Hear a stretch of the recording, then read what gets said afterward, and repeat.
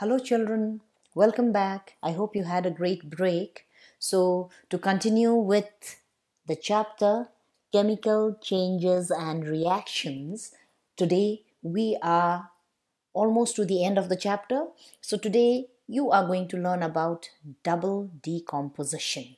Now when we talk about a double decomposition, we are talking about a type of chemical change in which two compounds, okay, in a solution, remember it is in water, it is dissolved in water, they react to form two new compounds by mutual exchange of radicals. You know, a compound always have a positive radical and a negative radical, so they will exchange and a new substance is formed.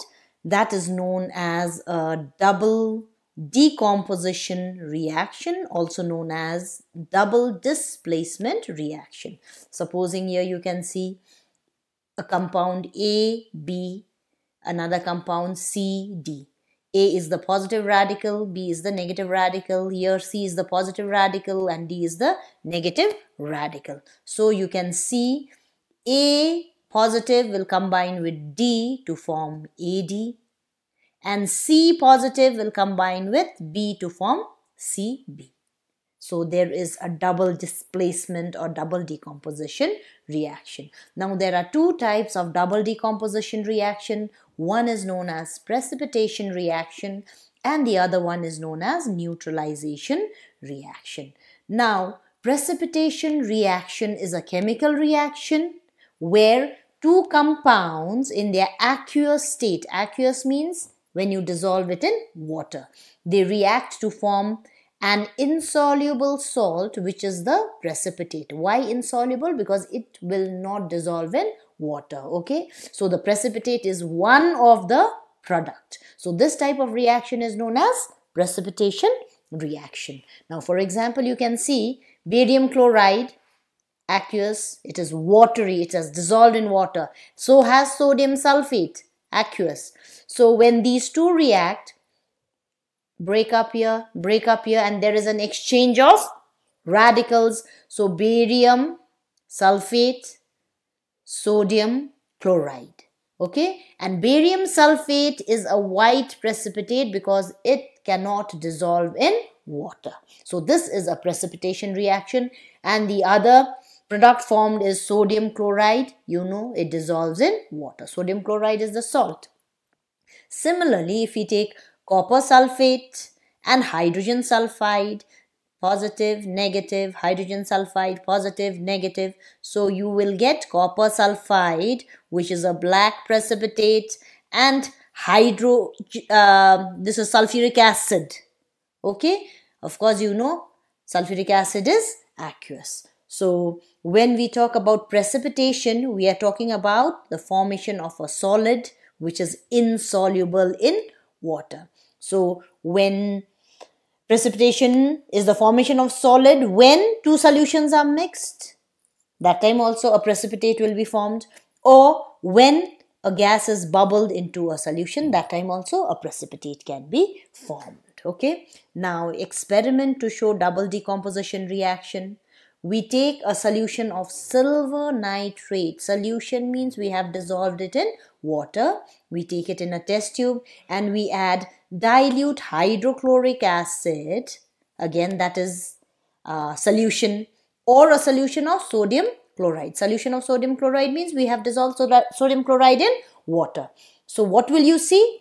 A white curdy precipitate is formed. So down arrow. This down arrow means a solid, a precipitate which does not dissolve is formed. So silver nitrate and hydrochloric acid, silver chloride and nitric acid is formed. Similarly, silver nitrate with sodium chloride, aqueous, watery, silver chloride which is a precipitate, and sodium nitrate is formed which dissolves in water. Now the experiment is fill 1/3 of a test tube with a solution of dilute sulfuric acid, that is aqueous, and then what do we add to it? We add a solution of barium chloride, that is barium chloride dissolved in water. What do you see? You'll see a thick white precipitate. Remember children, these colors are very, very important. The colors of the precipitate is formed. So barium chloride and sulfuric acid break here, there is an exchange of radicals, and barium sulfate, which is a precipitate, and hydrochloric acid will be formed. So sometimes double decomposition reactions may also occur with the evolution of a gas. That means in both the cases, sometimes what happens, instead of a solution as the second product, a gas may be given out. Example, when we add dilute sulfuric acid or dilute hydrochloric acid. Dilute means it is not concentrated. Lots of water has been added to the acid. Okay. If we add to a metal sulfide, what do we get? We get a metal sulfate or a metal chloride and an offensive smelling gas. Offensive means very bad smelling gas. It smells like rotten egg. So which gas is that? That is hydrogen sulfide. So what is the smell of hydrogen sulfide? It smells like rotten eggs. So you can see here iron sulfide, which is a solid, is added to aqueous sulfuric acid. What do you get? You get aqueous ferrous sulfate and hydrogen sulfide gas is produced. How will you know that it is hydrogen sulfide gas? Because it smells very bad. It smells like rotten eggs. Similarly, zinc sulfide and hydrochloric acid. You'll get zinc chloride aqueous in water, and again another bad smelling gas, which is hydrogen sulfide. Okay. Now, moving on to the next type of double decomposition reaction, it is neutralization reaction. So when we talk about a neutralization reaction, we are talking about a reaction between an acid and a base that forms salt and water only. Okay, so that is known as neutralization reaction. Now this reaction takes place because the hydrogen ion from the acid, like supposing HCl, hydrochloric. So this is the positive hydrogen from the acid combines with the hydroxyl ion of a base. Supposing we have sodium hydroxide. So this is the hydroxyl negative. Okay.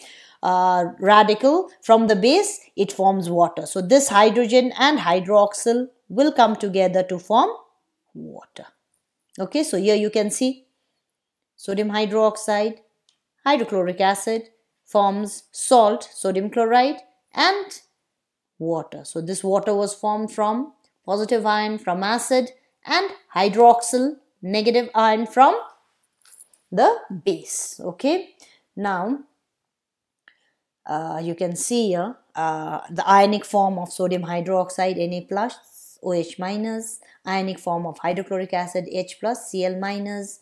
When we cancel the common ions, sodium and chlorine, the only change is the combination of hydrogen ion and OH ions to form unionized water. Unionized water means it does not have any charge. It is a molecule. Now in neutralization reaction, a soluble base is known as alkali. Okay, you will understand better when you learn about acid, bases and salts. Okay, so in neutralization reaction, a soluble base, that is an alkali, reacts with an acid, or an insoluble base reacts with an acid. Please remember children, when we talk about a base, have I mentioned in the class? I don't think so. When we talk about bases, we are talking about oxides and hydroxides of metals. Okay, some will dissolve in water, some will not dissolve in water. So when I talk about base, I told you I'm talking about oxides and hydroxides of metals. If it dissolves in water, then it is an alkali. Okay, please remember in your section 1, you may ask to name the following, name a soluble base. What will your answer be? Alkali. Okay. Now, neutralization of a soluble base, alkali with an acid, there you have potassium hydroxide, nitric acid forms a salt, potassium nitrate and water, salt and water. Remember, sodium hydroxide, another alkali with sulfuric acid, salt, sodium sulfate and water is formed. Another alkali we have ammonium hydroxide and hydrochloric acid. The salt form is ammonium chloride and water. Remember, salt and water will be formed when a base and an acid combines together.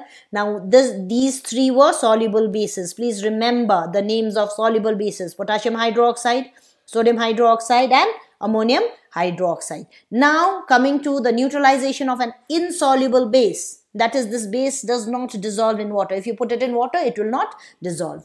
So we have lead oxide with nitric acid. Salt is lead nitrate. Water is formed. Copper oxide with sulfuric acid. With salt is formed copper sulfate and water. Lead hydroxide with nitric acid. Lead nitrate and water. Please remember the formulas. Learn the formulas, children, and the equations are very, very important. Copper hydroxide and sulfuric acid, you get copper sulfate and water. And of course, balancing the equation is the most important, because you will not get any marks for unbalanced equation. Now, as a chemical process, neutralization has many uses. Okay. Now, when someone is stung by a bee, formic acid is released into the skin. That is why you feel the pain. Okay. So, how can you relieve it? You can relieve it by rubbing the spot wherever you were bitten by slaked lime or baking soda, both of which are basic in nature, because acid, which is in the sting of the bee, reacts with the bases, either baking soda or slaked lime, to form salt and water, and the acid is no longer there in your skin and the pain will go away. Now, you know, in our stomach we have hydrochloric acid, and sometimes when there is secretion of excess hydrochloric acid in our stomach, we feel the pain. We say, no, I have gas, my stomach is paining. So how do you relieve it? You have to take milk of magnesia or solution of sodium hydrogen carbonate. That is the digoxin that you take, the antacid that you take. They are basic in nature. So if sometimes what happens, there may be less hydrochloric acid in your stomach. So what must you take in? You have to take in organic acid in a dilute form to make up for it. Now, sometimes acid is accidentally spilled on our clothes or our body, and what do? We put ammonia solution, which is a base again. Okay. Now, sometimes what happens in the soil becomes acidic, sometimes due to acid rain or maybe due to some other causes. So that time, what happens? The crops will not be able to grow in acidic soil. So what is added to it? A base, that is slaked lime, is added to neutralize the excess acid. Now, moving on to energy change in chemical reactions. Remember, children, in every chemical reaction that takes place, there is a change in energy as well. Now, when we talk about a change in energy, we are talking about the change of energy in the reactants and in the product. So what type of energy are we talking about? The energy may be in the form of heat, light, sound and electricity. Remember that every substance has stored energy in it, which is known as potential energy. Okay? And this potential energy in chemical compounds is known as chemical energy. A chemical reaction, you know, takes place when there is breaking up of chemical bonds between the atoms. So what happens here? Energy must be absorbed either in the form of heat or light. Okay? And simultaneous formation in the product. Again, the two radicals, the positive and the negative radical, must come together when there is exchange of radicals. So the bonds must be reformed with the formation of bonds, and this time what happens? Energy is released. So these two types of energy are different from each other. The reactants are breaking up energy is being released, and in the reactants, the two radicals are coming together. That means the energy is being released. So these two types of energy are different from each other. Okay, so there may be a surplus or deficit of energy. Surplus means more, deficit means less. So during this reaction. So in a chemical reaction, energy may either be absorbed or it may be released. So depending upon the energy released or absorbed, chemical changes are of two types, exothermic and endothermic reactions. Okay. Now, exothermic reaction is a chemical reaction in which heat is given out. Exo means to give out. Okay. So, exothermic reaction is a reaction in which heat is given out. So, if heat is given out, what will happen? It will become hot. So, it causes a rise in temperature. So, in an exothermic reaction, the total energy content of reactants is more than that of the product because energy is being released. So examples, very important children, example of exothermic reaction, when carbon burns in oxygen, carbon dioxide is formed with the production of lots of heat. Any fire burning, carbon and oxygen, they're coming together, carbon dioxide is formed and heat is produced, okay? And next is the combustion of natural gas is an important source of energy for homes and industries. So natural gas is mainly methane. So when it burns, combustion means when it burns, it produces carbon dioxide, water vapor with a lot of heat. So this is methane, oxygen, carbon dioxide and water. And of course with a lot of heat energy. Okay, so substances such as methane, which undergo combustion readily, which can burn easily, gives out a large amount of energy and they are also known as fuels. When water is added to quicklime, okay, quicklime is calcium oxide. That is like, if I tell you, it is also known as tuna. Okay, so if you put water in quicklime, a lot of heat energy is produced with the formation of alkaline calcium hydroxide or slate lime. Now heat produced boils the water and hissing sound is produced. Now nowadays, of course, like times have changed and you have all sorts of coloring matter for your whitewashing, but previously lime was used. So that lime used to be put in water and then it used to boil on its own with a hissing sound. So calcium oxide, remember, quicklime, very important. With water, slaked lime, calcium hydroxide, okay, with evolution of lots of heat. So this is an example of exothermic reaction. Now next is formation of water. When hydrogen is burnt in oxygen, you know water is formed and lots of heat is released during the formation of water. And how is water formed? When hydrogen and oxygen comes together, okay, then water is formed with evolution of lot of heat, okay. This, you know, means it is heated. Now next is formation of ammonia. Nitrogen reacts with hydrogen in the presence of catalyst. This is very, very important. Wherever catalyst is mentioned, it is a catalytic reaction. You need to name the catalyst. So what is the catalyst here? Finely divided iron, and the temperature 450 degrees Celsius to 500 degrees Celsius and above 200 atmospheres of pressure. And what is formed? Ammonia. And here also it is an exothermic reaction and lots of heat will be produced, okay. Now, neutralization reactions are also exothermic reaction. When there is a reaction between base and an acid, in this case sodium hydroxide is the base, hydrochloric acid is the acid, salt and water, in this case sodium chloride is the salt and water, and evolution of lots of heat. Okay. Now, our bodies need energy so that reactions can take place in our cells. Okay. So, this reactions that is taking place inside our body lets us do our daily activities.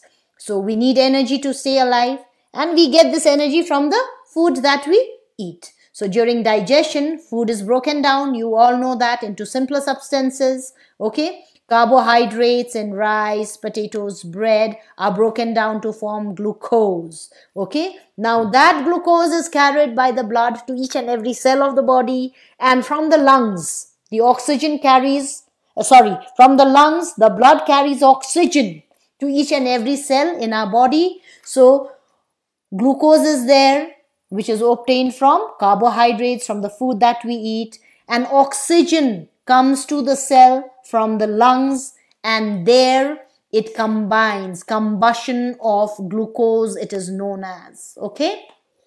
And carbon dioxide, water and energy is produced.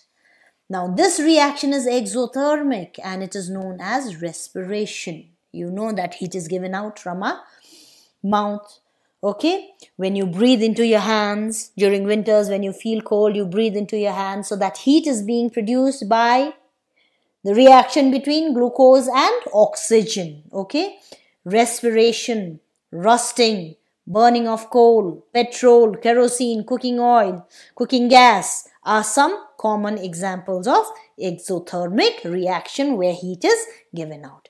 Now next, moving on to endothermic reaction. So if exo means give out heat, endo means to absorb heat. So a chemical reaction in which heat is absorbed is called endothermic reaction. So since it is taken in heat, what happens? Temperature will fall. So such reactions cannot be sustained without supply of energy from an external source. This means you have to keep on heating. You have to give it external heat. Then only the reaction will take place. So in an endothermic reaction, the total energy content of the products is more than the reactants. Why? Because the products are taking in more energy. Now, examples of endothermic reaction. Formation of carbon disulfide. So when carbon is heated with sulfur at high temperature, liquid carbon disulfide is formed. So this is liquid, okay? Now similarly, when we take nitrogen and oxygen and you have to heat it to a very high temperature, that is 3000 degrees Celsius, nitric oxide gas is formed. This is an endothermic reaction because we have to heat it. Okay, wherever heat is required, you know it is known as endothermic reaction. Similarly, if you see here, calcium carbonate. To decompose calcium carbonate, we have to heat it to 1000 degrees Celsius. So it is an endothermic reaction because it needs heat. So calcium oxide and carbon dioxide is formed. Next, we move on to photochemical reaction. Now, photo means light. So, photochemical reaction means a reaction which takes place by the absorption of light energy. Now, you know the most important reaction where light is required is photosynthesis in plants. So, carbon dioxide and water in the presence of chlorophyll and sunlight, okay, forms glucose, water and oxygen is given out as a byproduct. So reaction of photosynthesis is very, very important for life on earth. And you know where does it take place? It takes place in the green leaves of plants, which contains chlorophyll and takes energy from the sun. And it is a photochemical reaction. And the green pigment chlorophyll is very important for this reaction because it is chlorophyll which traps the energy from the sun. That is, it is trapping the sunlight. Okay. Now, next photochemical reaction is decomposition of silver nitrate. I think we have already discussed that previously too. If you remember how silver nitrate must be stored in dark colored bottles, either a black bottle or a brown bottle. Okay, because it decomposes in sunlight. If you keep it in a transparent bottle, then it will decompose to form silver, nitrogen dioxide and oxygen. So finally we come to electrochemical reaction. Electro means electricity. So it is a reaction that occurs with the absorption of electrical energy. That means electricity must be supplied to it, then only the reaction will take place. Example, potassium chloride. When electric current is given to it, it will decompose into potassium ion and chloride ion. Okay, similarly, acidulated water. You know water is made up of hydrogen and oxygen. It will break into hydrogen and oxygen. Okay, so what does it require? It requires electric current. So children, finally we have come to the end of this chapter. Okay, it is a very important chapter. Remember that. And all the equations are very, very important for you. Learn the formulas, the equations, and remember that you have to balance your equation. So regarding this chapter, what is supposed to be done, I will let you know in the WhatsApp group. Till then, stay safe, children. God bless you.